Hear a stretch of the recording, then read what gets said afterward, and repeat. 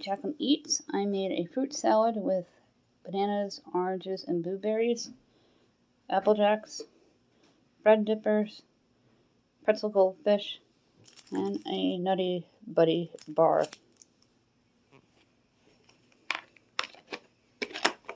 I pack the fruit salad. I like to keep my containers from Panera Bread. They're perfect for lunches.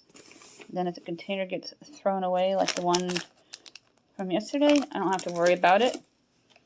And the bread dippers. And then Jaclyn likes to snack on this throughout the day.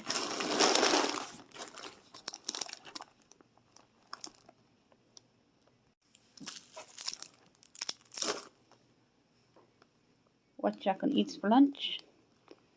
A quick video on how to feed a picky kid who likes random items to eat.